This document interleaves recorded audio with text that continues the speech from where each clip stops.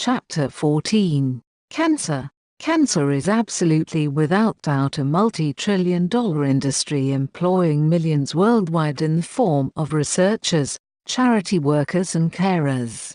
Before we start on the vast armies of medical personnel dependent on cancer for their careers or livelihoods, take away the disease and you remove the huge annual profits associated with its useless and deadly drugs. This is a quote by John Hamer, author of The Falsification of History. According to Cancer Research UK, 1 in 2 people will develop cancer at some point within their lives. That number is truly shocking. According to Cancer Research UK, the UK's survival has doubled over the last 40 years and around half of patients now survive the disease for more than 10 years. But as more people benefit from improved health care and longer life expectancy, the number of cancer cases is expected to rise. As published in the British Journal of Cancer, 8 million people die each year from cancer, with over 500,000 of them in the United States.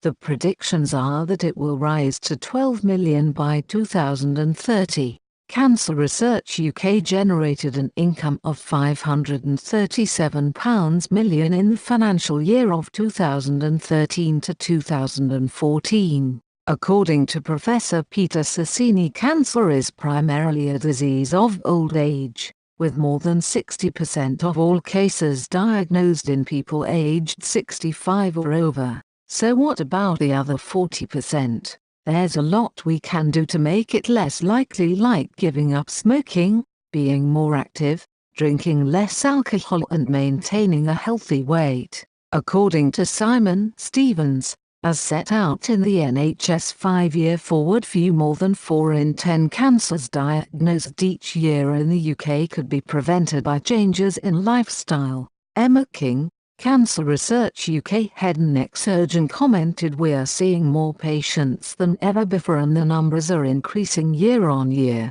but the resources for treating these people have stayed the same." In the United States, cancer will affect 1 in 2 men and 1 in 3 women, and the number of new cases of cancer is set to nearly double by the year 2050. These predictions are based on statistics collected by the Surveillance Epidemiology and End Results (SEER) program at the National Cancer Institute, NC. As of January 2003, there were an estimated 10.5 million people in the United States who had received a diagnosis of cancer. More than half, 5.8 million, were women.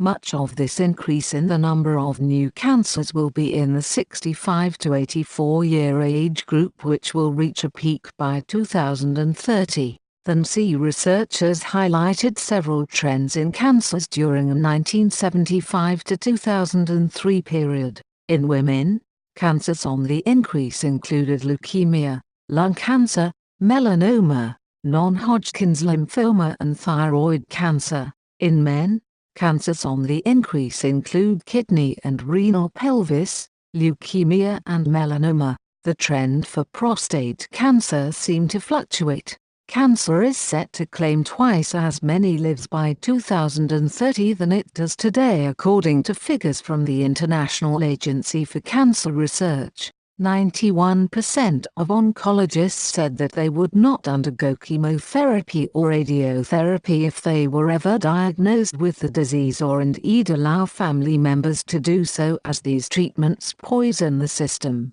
This is a quote by John Hamer.